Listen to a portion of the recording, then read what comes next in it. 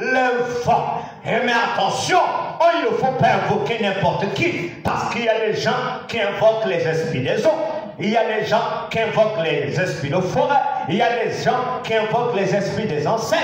Il y a des gens, avant de faire quelque chose, ils font d'abord des libations, ils versent les liqueurs, ils versent le vin, parce qu'ils invoquent les esprits des ancêtres.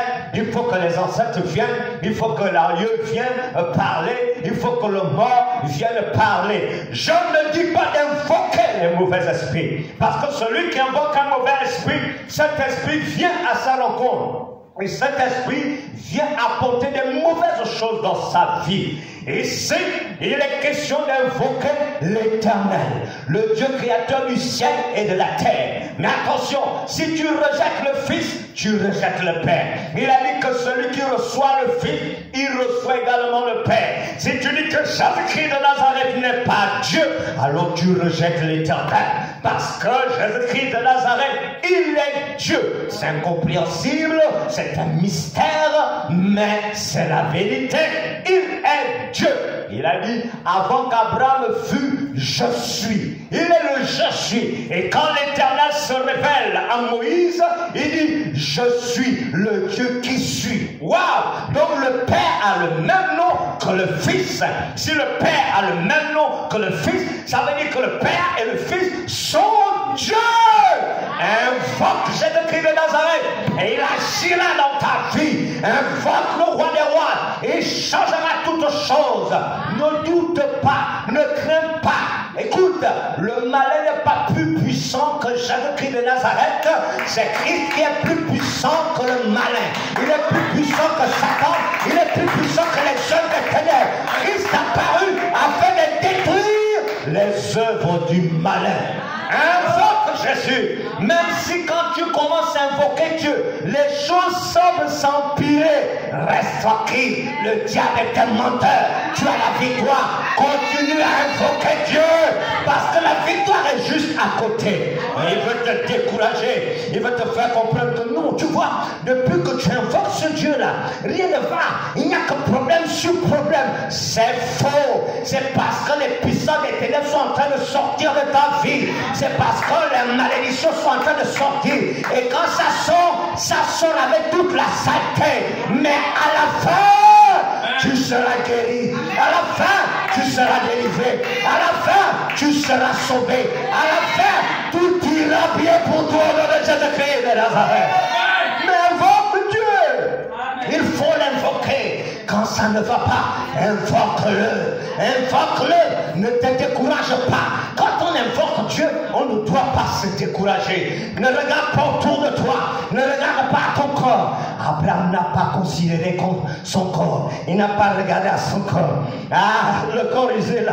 Seigneur, tu peux encore faire quelque chose. Il a simplement cru. Parce qu'il savait que Dieu est capable de faire des grandes choses. Ne regarde pas la situation actuelle. Mais garde les yeux fixés sur le roi des rois. Sur le Seigneur des seigneurs. Et marche sur la foi. Marche par la foi.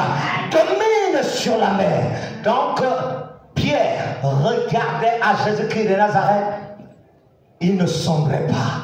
Il pouvait marcher sur les eaux. Mais c'est quand il a voulu regarder autour de lui les problèmes, le vent, la situation.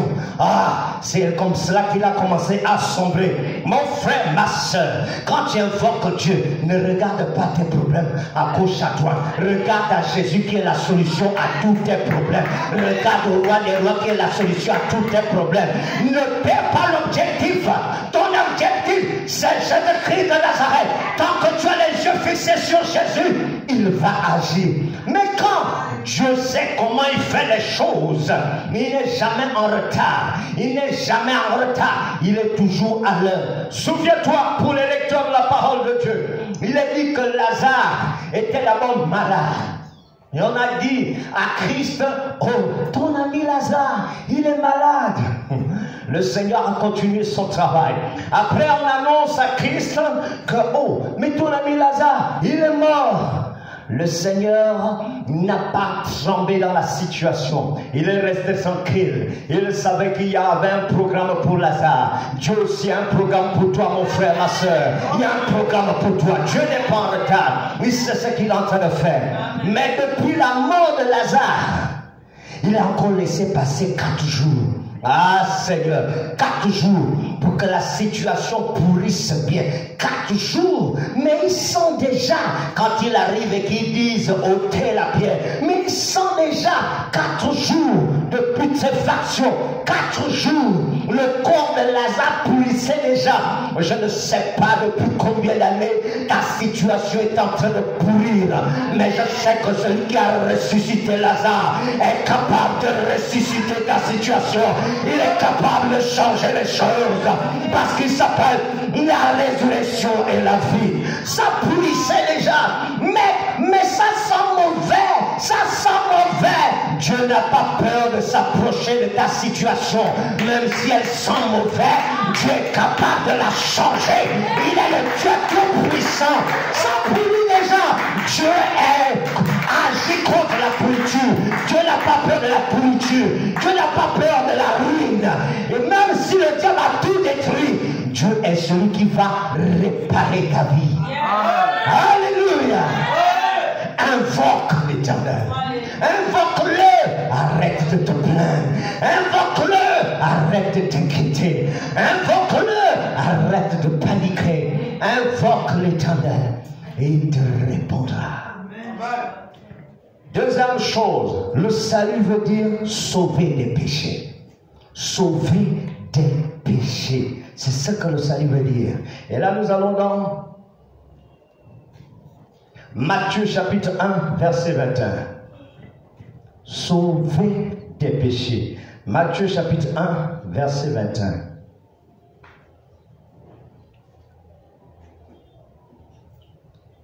La parole de Dieu déclare ce qui suit. Elle enfantera un fils et tu lui donneras le nom de Jésus.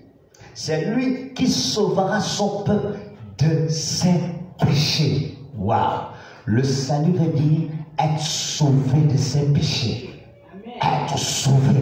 Quand nous sommes nés sur cette terre, quand nous avons commencé à respirer, nous avons habillé le péché. Parce que même l'air que nous respirons est rempli de péché. Et quand l'enfant commence à ouvrir les yeux, quand il regarde autour de lui, il voit le mouvement du péché. Il y a des enfants qui ont vu leur père, leur mère en train de se bagarrer, en train de s'insulter. Ils ont vu la démonstration du péché. Ils ont vu leurs frères en train de se battre. Et eux aussi, quand ils ont commencé à marcher, ils ont commencé à se battre. Un enfant, ici, il a insulté, c'est parce qu'il a écouté l'injure quelque part. Donc, il a récupéré le péché qui était autour de lui.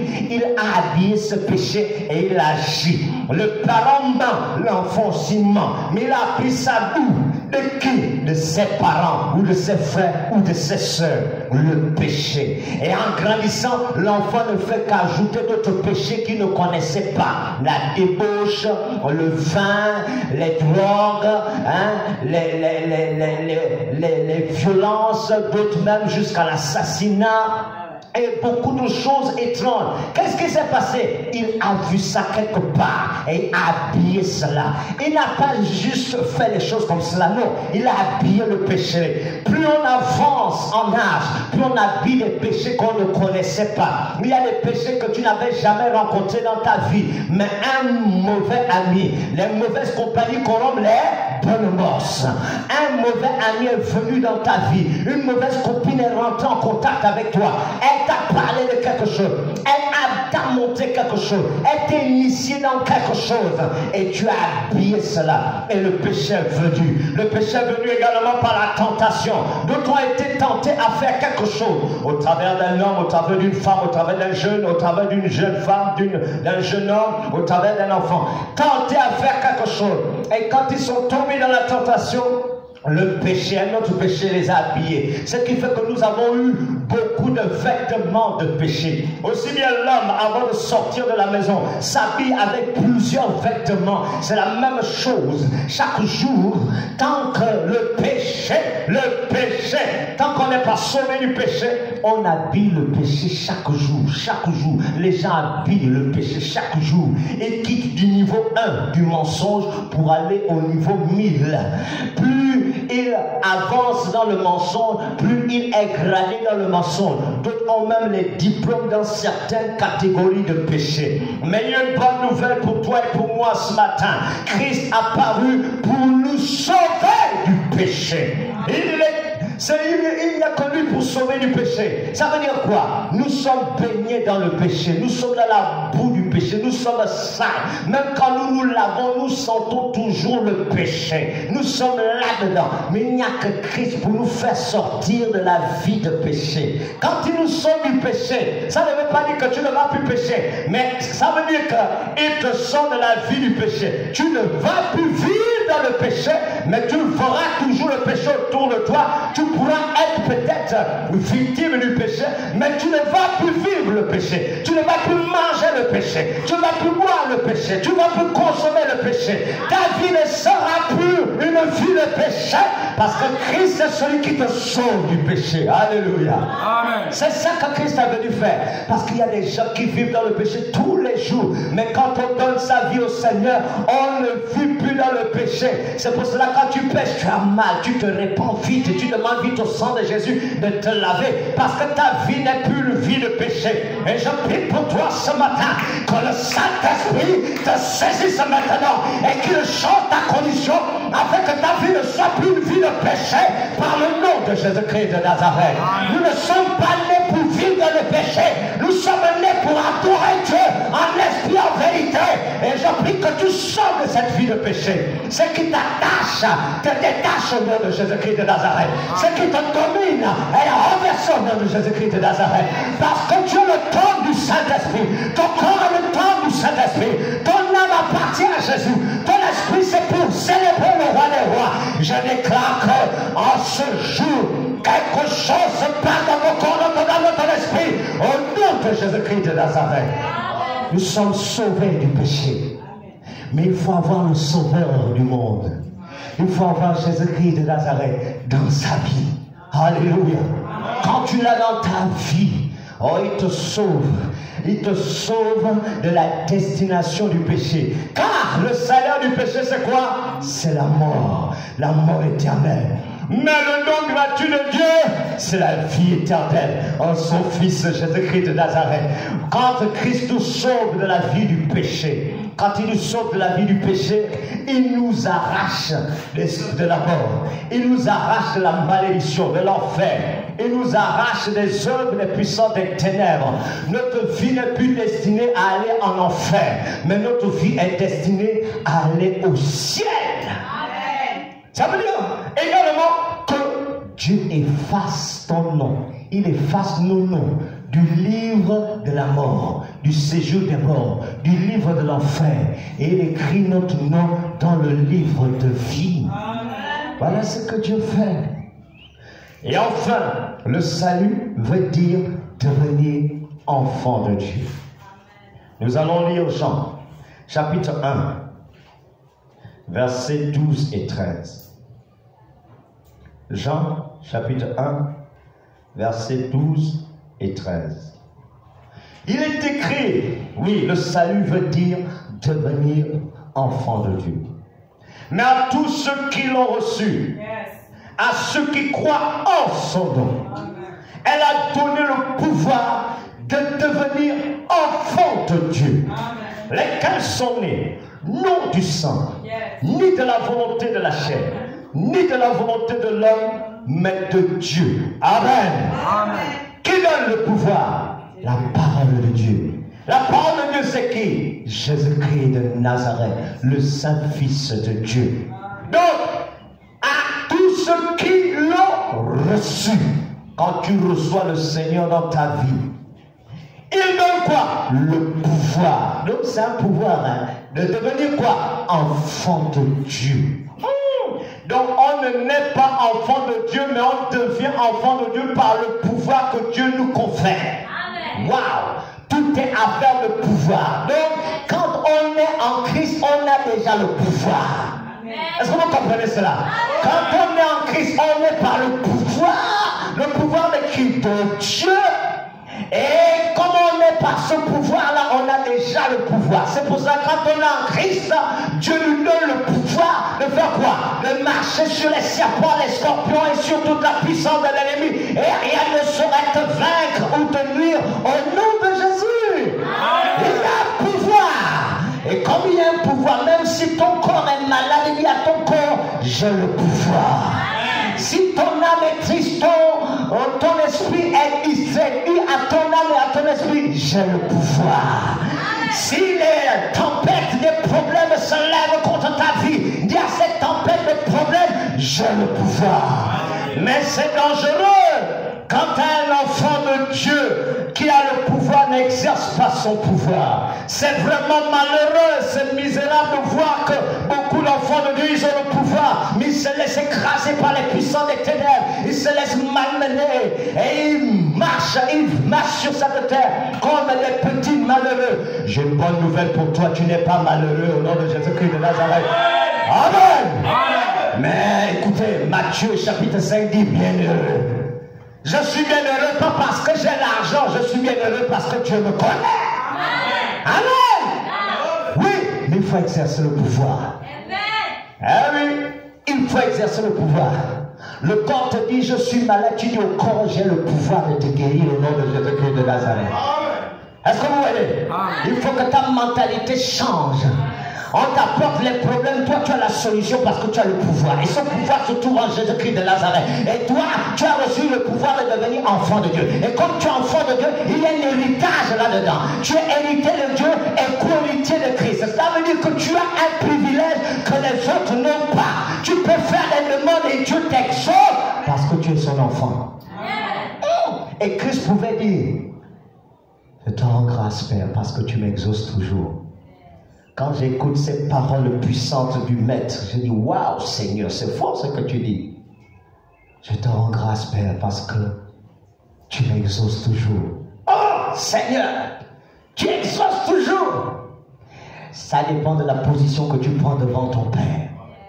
Est-ce que tu prends une position de serviteur ou bien tu prends une position d'enfant?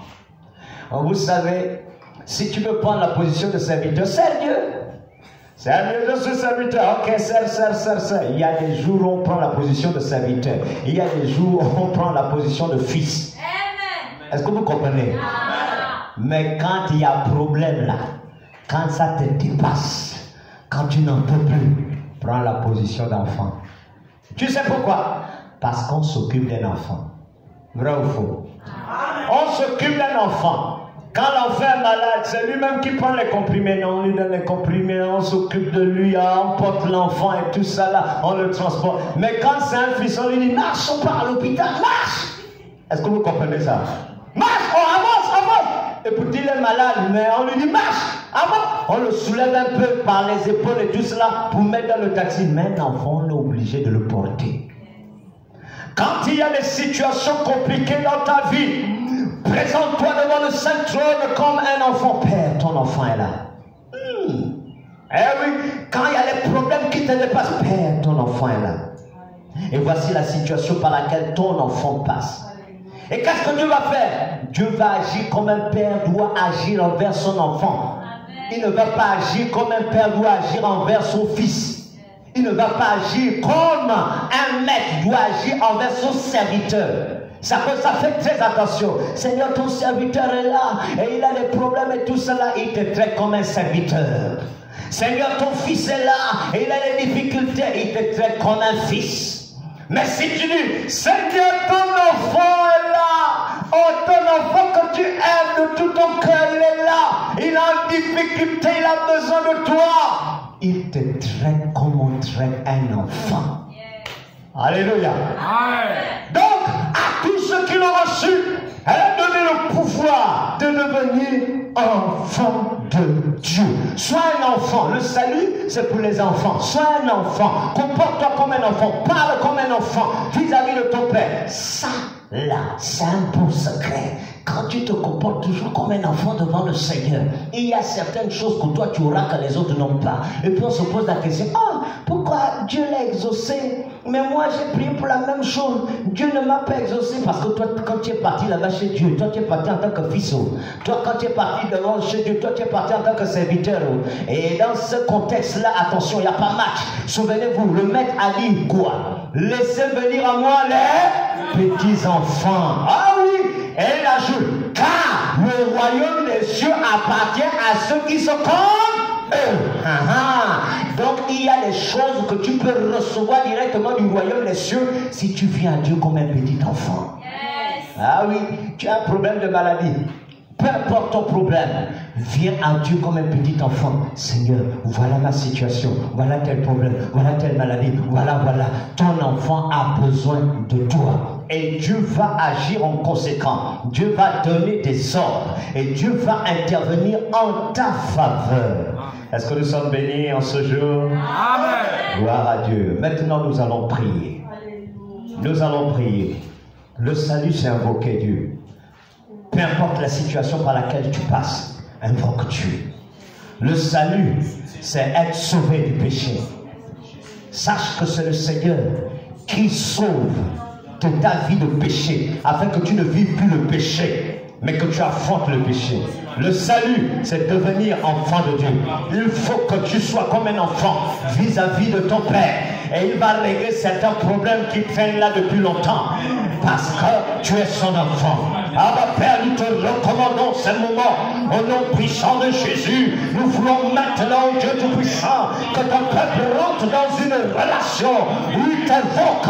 Il invoque le roi des rois. Il invoque le Tout-Puissant Seigneur Dieu. Parce que le salut, c'est d'invoquer l'Éternel. Invoquer Jésus-Christ de Nazareth, le sauveur du monde, Seigneur. Manifeste-toi pleinement dans la vie de ton peuple au nom de Jésus-Christ de Nazareth. Le salut également, oh Dieu, c'est être sauvé du péché, Seigneur. Alors agis pleinement, oh Dieu Tout-Puissant, dans la vie, ô Père éternel, de ton peuple, Seigneur, et arrache-les de la vie du péché, afin qu'ils ne marchent plus, Seigneur, dans le péché, mais qu'ils marchent dans la sanctification, sur laquelle nul ne te verra, qu'ils marchent dans la sainteté, dans la pureté, au nom puissant de Jésus-Christ de Nazareth. Le salut veut dire devenir enfant de Dieu. Je te prie, Seigneur, aide tes enfants à se tenir en ta présence comme des enfants, Seigneur, au nom puissant de Jésus-Christ de Nazareth. Béni sois-tu, Père, pour tout ce que tu ne cesses de faire et d'accomplir. Ah, souviens-toi de ton peuple, souviens-toi de mon frère, souviens-toi de ma soeur, et viens changer leur vie. Gloire et puissance à toi pour ce que tu fais en ce jour. Au nom de Jésus-Christ, Amen. Deux personnes vont terminer par la prière, s'il vous plaît. Nous bénissons ton Saint-Nom ce matin, Emmanuel. Merci parce que tu es le Dieu qui a promis d'être avec nous chaque jour jusqu'à la fin du monde éternel. Et nous le voyons